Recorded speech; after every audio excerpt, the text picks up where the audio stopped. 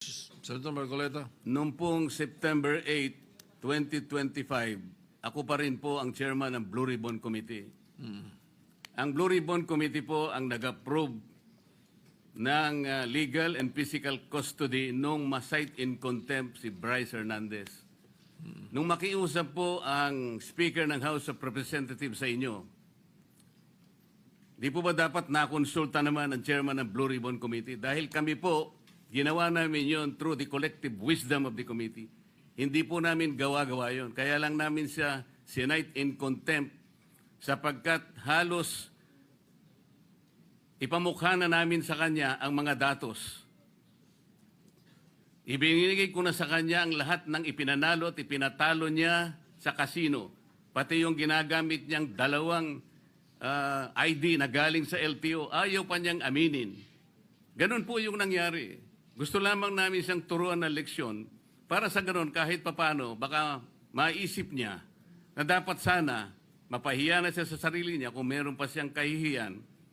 Dapat naman sana nung siya'y mag-request ngayon sa House of Representatives, hindi po sa kanya dapat manggaling ang request kung saan siya magko-custody.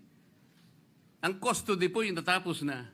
Nagsalita na po ang Blue Ribbon Committee. Bakit po hindi man lang nakonsulta ang Blue Ribbon Committee? Bakit kailangan po ang House of Representatives Speaker ang mananaig sa kanyang request?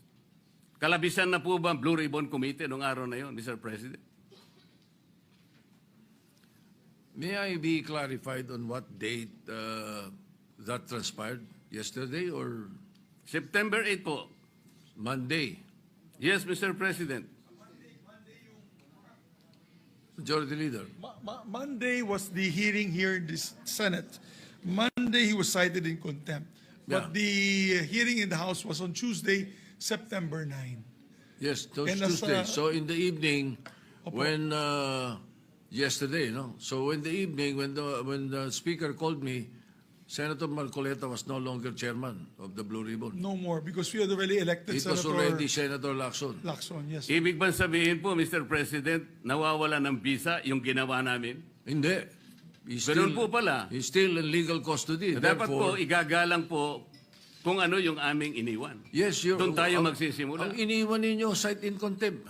Hindi And po. legal Nasa custody legal of the custody Senate. na po ng, He was still ng House. under the legal ng, custody of ng the Senate. Mr. President, may I ask for a minute suspension? Session suspended.